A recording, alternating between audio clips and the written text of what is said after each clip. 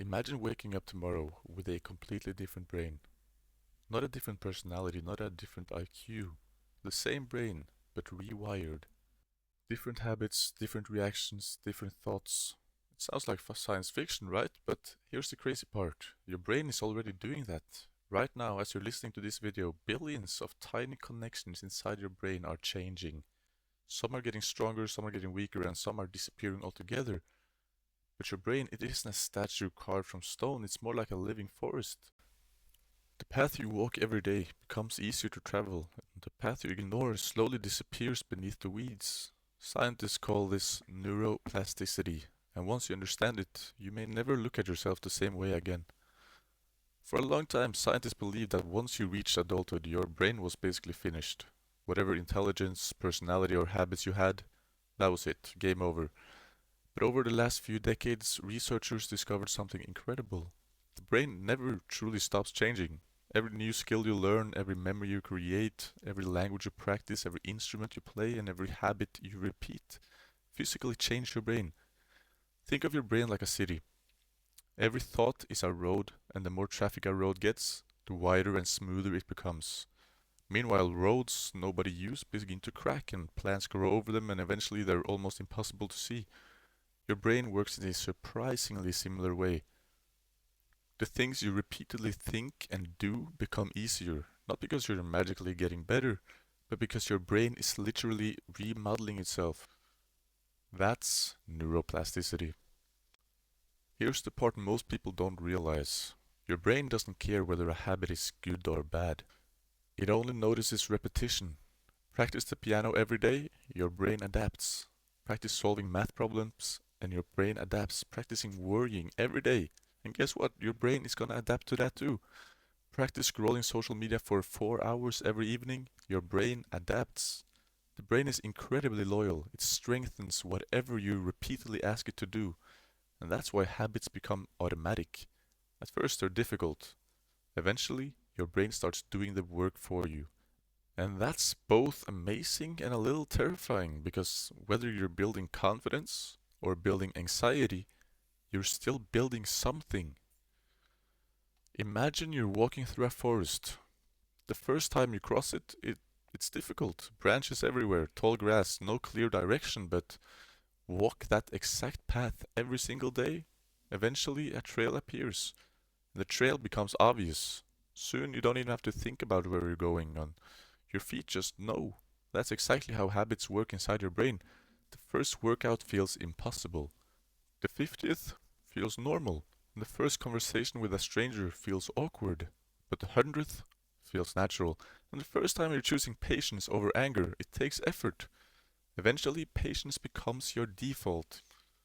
Your character isn't built overnight. It's built one pathway at a time.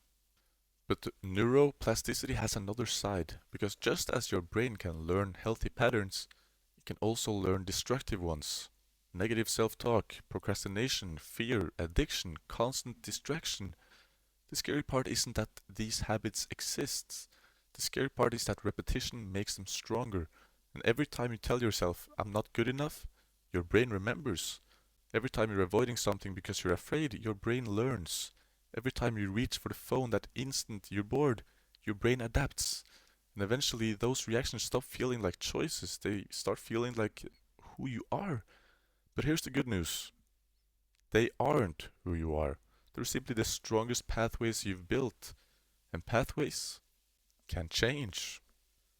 This is where neuroplasticity becomes incredibly powerful, because it challenges one of the biggest lies people believe. I'll always be like this. I'm just lazy. I'm just anxious. I'm just an angry person. I'm terrible at learning. Maybe, or maybe that's simply the version of your brain you've trained until now. Think about someone learning to drive. At first, everything feels overwhelming. Mirrors, pedals, traffic, speed, signs. It's exhausting. But years later, they hold conversations while driving. Not because driving became easier, but because their brain rewired itself. The impossible became automatic, and the same thing happens with almost everything. Discipline, confidence, public speaking, kindness, even hope. Not instantly and not magically, but gradually. one repetition at a time. If changing is possible, why is it so difficult? Because your brain loves efficiency. You would rather follow an old road than build a new one. Imagine trying to reroute a river. The old channel already exists, the water naturally flows there, And creating a new path takes time, consistency, and resistance. The beginning always feels harder than the middle, and that's why so many people quit too early. They mistake discomfort for failure, when in reality, discomfort is often proof that the brain is doing exactly what it's supposed to do, building something new. What's fascinating is that long before scientists could scan the brain, the Bible was already talking about transformation. Not transformation of the brain through neuroscience, but transformation of the person. In the New Testament, Paul writes, "Do not be conformed to this world, but be transformed by renewing your mind." Now think about that for a second. The renewing of your mind? Of course, Paul wasn't writing a neuroscience textbook. He wasn't describing neurons or synapses. He was talking about spiritual transformation, about allowing God to reshape the way you think, live, and see the world. But isn't it interesting that modern neuroscience has discovered something that echoes this idea? The brain really can be renewed. Not overnight, not instantly, but through consistent patterns, through what we repeatedly think about, what we repeatedly focus on, and what we repeatedly practice. Christianity has always taught that becoming more like Christ isn't something that happens in a single moment. It's a daily walk, daily prayer, daily forgiveness, daily choosing love over hatred, humility over pride, patience over anger.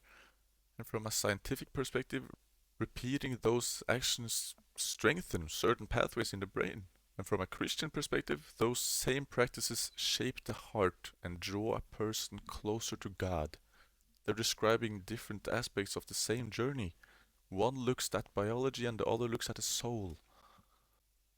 Maybe that's why neuroplasticity is so much bigger than an interesting scientific fact. It's a reminder that change is possible, not just physically, but personally, spiritually. Your past doesn't have to dictate your future. Your worst habits don't have to become your identity. Your failures don't get the final word. The brain changes through repetition. The soul grows through faithfulness. Day by day, choice by choice, step by step. There's a reason Christianity describes the life of faith as a journey instead of a single event. Journeys change people. Every prayer, every act of kindness, every decision to forgive when it's easier to hate, every moment you choose hope instead of despair. Those choices don't shape your character, they shape you, both spiritually and in many cases physically within your brain. Science can explain how many of those changes happen. Faith answers the deeper questions of why they're worth pursuing. And maybe that's the beautiful part. Neuroplasticity tells us that we are not trapped by who we were yesterday, and Christianity tells us that through God, we are invited to become someone new. And those ideas aren't enemies, they can point in the same direction toward transformation, toward growth, toward becoming the person we were created to be. So if there's one thing I hope you take away from this video, it's this. Every thought you repeat, every habit you practice, every choice you make, it's shaping you.